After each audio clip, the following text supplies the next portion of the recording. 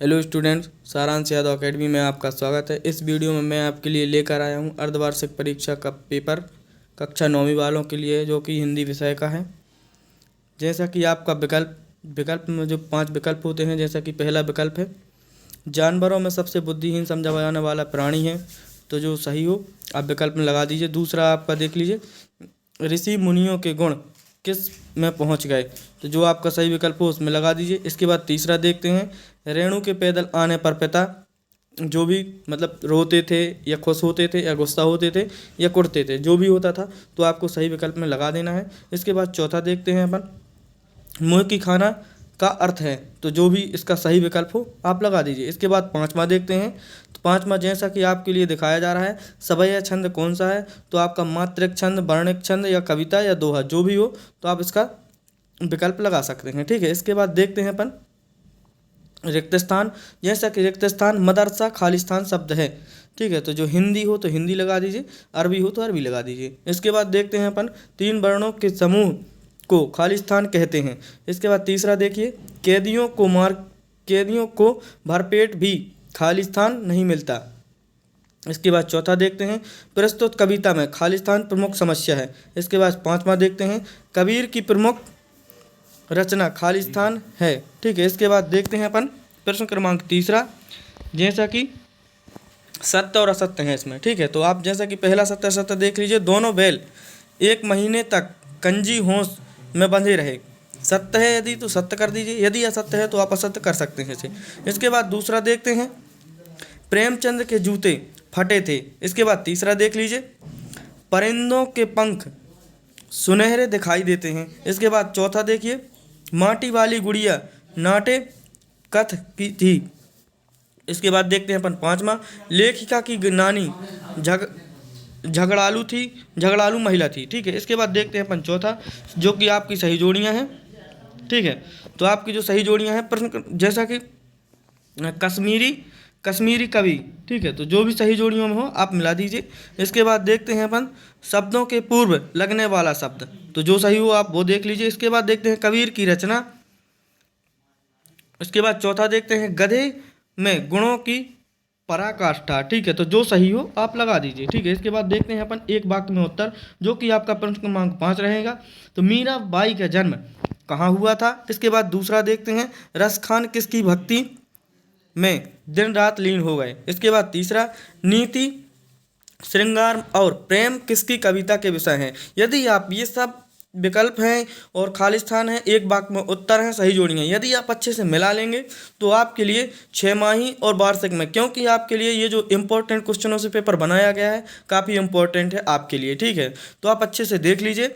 जैसा कि चौथा एक वाक्य में उत्तर जो दिया गया है, कक्षा 9 तक शिक्षा प्राप्त करके ही कवि बनने का गौरव किसे प्राप्त है। इसके बाद पांचवा देखते हैं, पंत की कविता में कौन सा दृष्टिकोण अभिव्यक्त हुआ है।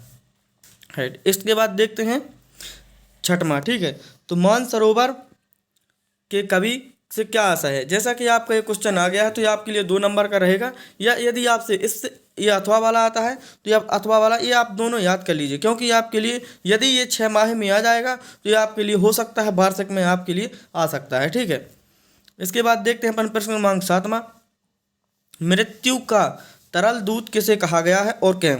इसके बाद देखते हैं अपन 9वां, जैसा कि आपका ये 9वां है, गिलहरी के घायल बच्चे का उपचार किस प्रकार किया गया। इसके बाद देखते हैं अपन 10वां, तो इसके बाद देखते हैं, अब्दुल कलाम के स्कूल मित्र कौन थे, बाद में वे क्या बन गए। ठीक है, तो ये आप देख लीजिए, जैसा कि ये आपका आंसर हो जाएगा।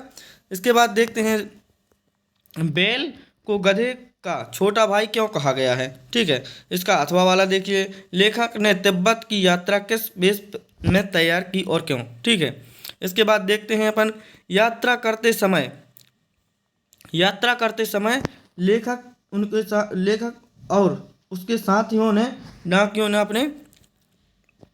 इसके बाद अथवा देख लीजिए, इसका लेखक के अनुसार जीवन में सुख से क्या अभिप्राय है। ठीक है, तो इसके बाद देखते हैं अपन प्रश्न, जैसा कि ये प्रश्न है आपके सामने दिखाई दे रहा है, आपके अनुसार वस्तुओं को खरीदने का आधार वस्तु की गुण उसका विज्ञापन तर्क देकर स्पष्ट करें। इसके बाद इसका अथवा देख लीजिए। इसके बाद देखते हैं अपन प्रश्न क्रमांक 13वां, छायावादी युग के कोई 4 कवि और उनकी रचनाएं लिखिए। या फिर यदि आपसे इसका अथवा वाला आता है तो अथवा वाला कर सकते हैं। इसके बाद 14वां देखते हैं, आज की उपभोक्तावादी संस्कृति हमारे जीवन में किस प्रकार, ठीक है। इसके बाद देखते हैं अपन इसका अथवा वाला देख लीजिए आप 14वें का, ठीक है।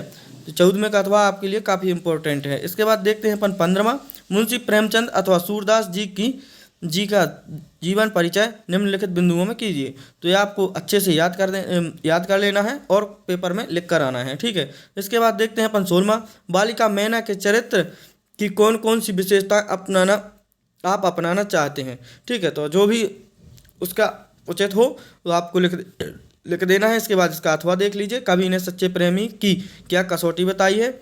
इसके बाद देखते हैं अपन 17वां, कोयल की कूक सुनकर कवि की क्या प्रतिक्रिया थी, ठीक है। इसके बाद देखते हैं अपन 18वां, भाव स्पष्ट कीजिए। मृदुल वैभव की रखवाली सी कोकिल बोलो तो हूँ खाए खूँ हूँ मोट खींचता लगा पेट पर जुआ खाली करता हूँ ब्रिटिश अकड़ का, ठीक है। तो जो सही हो इसमें लिखना है आपको अपठित गद्यांश, ठीक है। जैसा कि आपका अपठित गद्यांश है इसमें आपको आंसर बताने हैं और इसका उचित शीर्षक और गद्यांश भी लिखना है, ठीक है। इसके बाद देखते हैं अपन 20वां, जैसा कि 20वें में आपके लिए निबंध दिया गया तो विज्ञान के चमत्कार इंग्लिश में भी आता है और हिंदी में भी आपके लिए दिखाई दे रहा है, ठीक है। तो आपको ये विज्ञान के चमत्कार अच्छे से याद कर लेना है, क्योंकि यदि आपके लिए ये नहीं आता तो आप बिल्कुल कुछ नहीं समझ सकते, ठीक है। तो ये इसलिए आपको अच्छे से याद कर लेना है और सभी क्वेश्चन अच्छे से याद करना है और पेपर में लिख कर आना है, ठीक है। जैसा कि यदि आप मेरे चैनल में नए हों तो मेरे चैनल को सब्सक्राइब करें, वीडियो को लाइक करें तथा अपने दोस्तों में शेयर करें और बेल आइकन दबाना बिल्कुल ना भूलें। यदि आप बेल आइकन दबाते हैं तो मेरे ऐसे ही वीडियो और आप तक पहुंचते रहेंगे। धन्यवाद।